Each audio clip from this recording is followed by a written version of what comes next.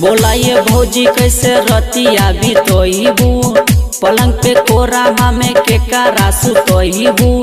बोला ये भौजी कैसे रतिया बितोइबू, पलंग पे कोरा में के कारा सुतोइबू। की होता बड़ी सा ए देवरू घर ना आइले सजनवा ए देवरू घर ना आइले सजनवा ए देवरू घर ना आइले सजनवा घर ना आइले सजनवा ए देवरू। आप सुन रहे हैं इंदल आर्यन को।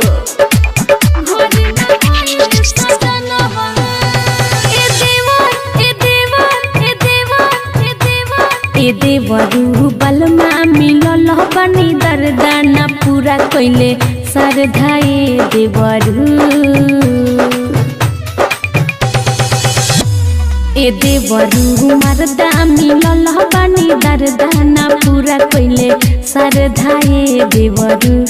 ए देवरू पियाबा मिलल बनी दर्दाना पूरा कइले सरधाए देवरू। कहत भौजी हम करा दी सपोर्ट हो, अच्छा वही के बदला में लेब हमें नोट हो। कहत भौजी हम करा दी सपोर्ट हो, अच्छा वही के बदला में लेब हमें नोट हो। गोइनी लगा के तो सला की होता बड़ी सा ए देवरू घर ना आइले सजनवा ए देवरू घर ना आइले सजनवा ए देवरू घर ना आइले सजनवा घर ना आइले सजनवा ए देवरू। आप सुन रहे हैं इंदल आर्यन को।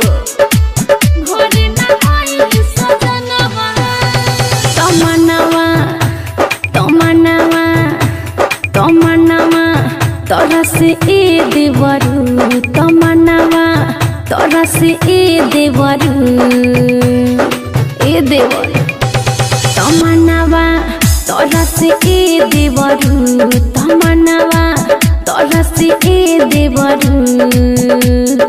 खोली के जवानी के ढकानावा तमन्नावा तोरा से ए देवरू। नवल इंदल बोला कब काम आई, सखो सिंगार तोहर ओही न पुराई। हाँ। नवल इंदल बोला कब काम आई, अच्छा सखो सिंगार तोहर ओही न पुराई। तू तो बड़ो अभी छोड़ हम बनी पूरा हो ए देवरू घर ना आइले सजनवा ए देवरू घर ना आइले सजनवा ए देवरू घर ना आइले सजनवा। बोला ये भौजी कैसे रतिया बितोइबू, पलंग पे कोरा में के कारा सुतोइबू। बोला ये भौजी कैसे रतिया बितोइबू, पलंग पे कोरा में के कारा सुतोइबू। गोइनी लगा के तो सला की होता बड़ी सा ए देवरू घर ना आइले सजनवा